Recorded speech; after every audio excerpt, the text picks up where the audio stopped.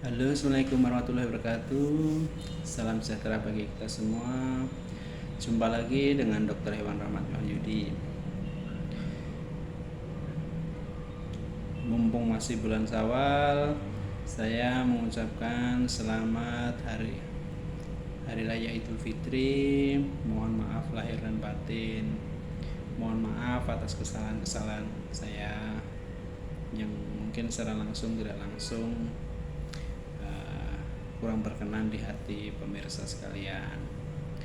Kali ini saya ingin bercerita tentang penyakit mulut dan kuku pada hewan ternak berkuku belah ya, artiodaktil.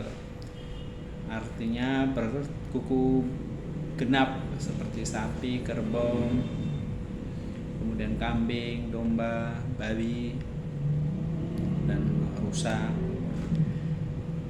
Jadi penyakit ini merebak akhir puasa kemarin, pertama kali di Jawa Timur, kemudian sudah dinyatakan positif, dan kemudian ditemukan dengan gejala klinis yang sama di Aceh Tamiang, dan dinyatakan juga dari hasil lab positif. Kemudian di wilayah kita Sumatera Utara itu sudah ada beberapa kabupaten yang ditemukan hewan ternak mengalami gejala klinis yang sama. Saat ini proses sampelnya sudah dibawa ke Pusat Veteriner Farma di Surabaya sebagai lab rujukan ya. Jadi saya nggak membahas tentang tipe-tipe virusnya atau apa segala macam, tapi penyakit ini sangat mengganggu masyarakat, terutama saat dimana momen Idul Fitri, momen Idul Adha, dan Idul Kurban ya, dan momen yang anak sekolah. Jadi dampak ekonominya sangat luar biasa karena nilai kesakitannya bisa mencapai 100%. Jadi penyebarannya sangat cepat, bisa 100%, walaupun angka kematiannya relatif sedikit. Tapi untuk hewan-hewan yang muda, pedet, cempe itu akan sangat fatal.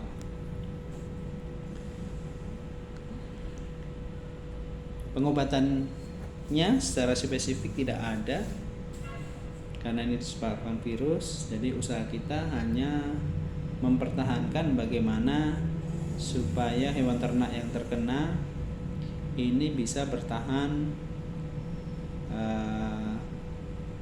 kondisinya sampai antibodinya pulih kembali. Salah satunya dengan meningkatkan nafsu makan, kemudian memberikan terapi suportif kepada ternak agar tidak merasa sakit ya, dengan analgesik antipiretik ya, penurun panas, demam, kemudian vitamin, mineral, dan antibiotik untuk infeksi sekunder ya. Ada beberapa antibiotik yang spesifik. Jadi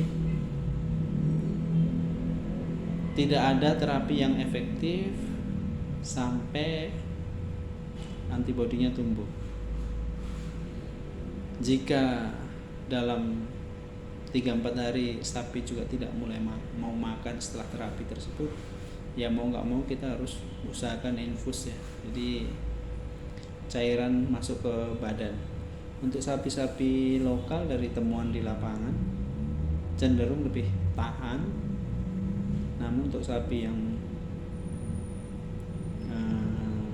turunan hasil kawin suntik seperti simental itu menurut peternak lebih riskan dan lebih rentan, dan cenderung prosesnya lebih lama. Dengan pengobatan yang tepat, cepat, dalam 4 hari sapi akan merecovery kembali, jadi nafsu makan sudah pulih, namun kerusakan atau luka di bagian kaki itu prosesnya sedikit lebih lama, bisa menimbulkan kepincangan. Gejala-gejala awalnya jelas itu leleran liur ya, ngecas gitu terus, kemudian demam tinggi, kemudian kalau dibuka bagian gusi, lidah itu ada semacam sariawan, kemudian di kuku, terutama di bagian belahan kuku dan ujung belakang kuku bagian belakang ya, antara batas kuku dengan daging kulit itu ada semacam kemerahan, kemudian bengkak dan bisa mengeluarkan nanah cairan. Itu yang membuat sapi sakit. Kemudian ada aktivitas seperti menggeretakkan giginya, seperti memamah biak, tapi tanpa sadar. Sapinya sepertinya tanpa sadar, jadi semacam kita kalau kedinginan tuh gerer gitu. Itu kemungkinan karena sapi mengalami rasa sakit yang cukup luar biasa. Kemudian sapi yang sembuh bisa masih membawa virus penyakit itu sampai 6 bulan ke depan dengan ya proporsi 50% ya. Jadi tingkat kariernya cukup tinggi. Kemudian di hewan seperti kambing dan domba itu bisa bertahan sampai 3 tahun. Khusus di kambing domba gejalanya tidak terlalu nampak seperti yang ada di sapi. Kerugian ekonomi sangat tinggi sekali karena ya harga sapi yang sakit juga akan turun drop, dan konsumsi daging dimasak secara sempurna itu tidak masalah, namun seyogianya untuk jeroan dan kulit di afkir.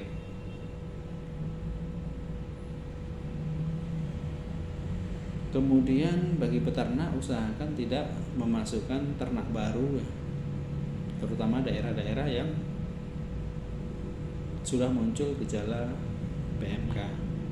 Kemudian dibatasi orang berkunjung ke dalam kandang. Kemudian desinfektan, biosecurity di kandang ditingkatkan, bisa memakai antiseptik atau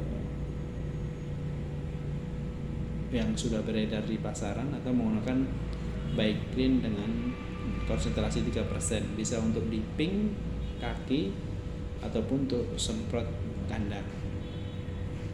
Kemudian penyakit ini sangat menular cepat, bisa lewat udara, aerosol, kemudian bahan-bahan tercemar. Bahkan petugas kesehatan hewan yang baik peralatan maupun alat pelindung dirinya, jika tidak disterilkan setelah penggunaan, juga menjadi sumber penularan bagi hewan yang lain. Nah, ini yang perlu sangat-sangat diperhatikan.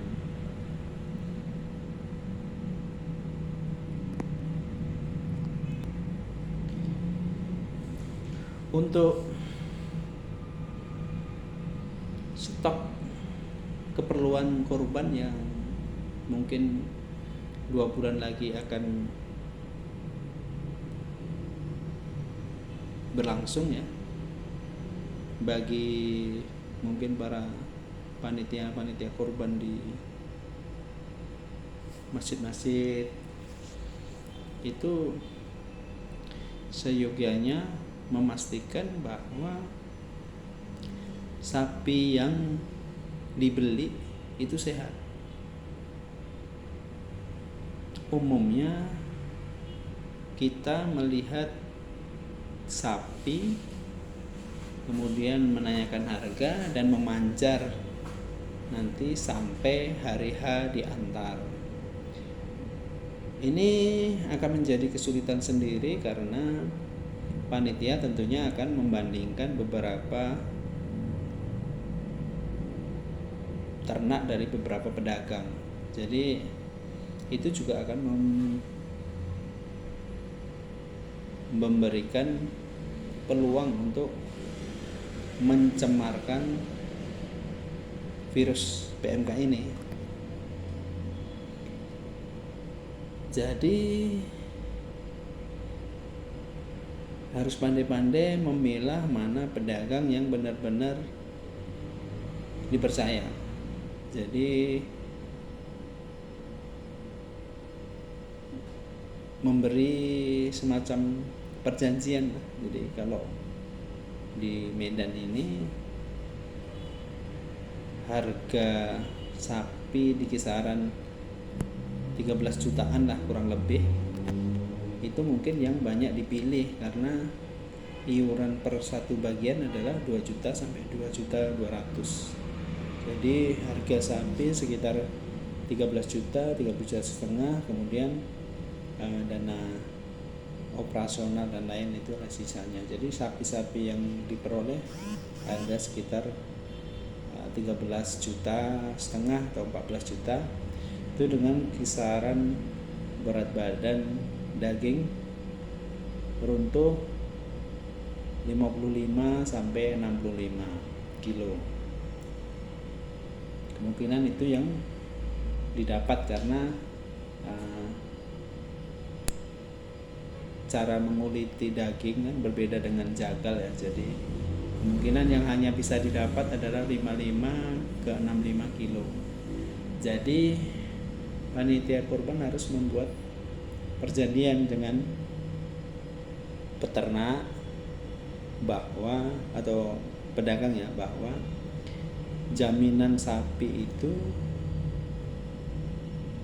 harus ada. Nah, jadi nanti yang pasti sehat. Sapi yang datang pada hari H itu harus sehat, tidak mengalami pincang, lesi, cacat, cukup umur seperti syarat hewan kurban, dan dipotong dengan berat daging yang diperoleh seperti itu. Ini akan cukup efektif terjadi ya saling memahami, karena kita akan kesulitan ketika sudah membayar panjar seekor sapi, namun dalam rentang waktu 1 bulan atau 2 bulan tidak ada yang bisa menjamin bahwa sapi itu tetap sehat, tidak tertular PMK. Nah, ini ada dilema tersendiri. Nanti ketika sapinya ditukar, itu akan menjadi prasangka tersendiri baik dari pedagang, panitia maupun para sohibul kurban, yaitu para pekurban. Saya kira intinya adalah sapi yang dikorbankan itu diperoleh dari mana, yang penting sehat, cukup umur, tidak cacat, dan kilonya dapat sesuai perjanjian. Jadi ini akan sulit sekali mendapatkan situasi yang seperti tahun-tahun sebelumnya. Kita bisa memilih sapi sesuai dengan budget, sesuai dengan keinginan sohibul kurban. Kalau sekarang akan sangat sulit sekali karena pembatasan pergerakan juga akan dilakukan. Mungkin itu dulu dari saya. Terima kasih. Assalamualaikum warahmatullahi wabarakatuh.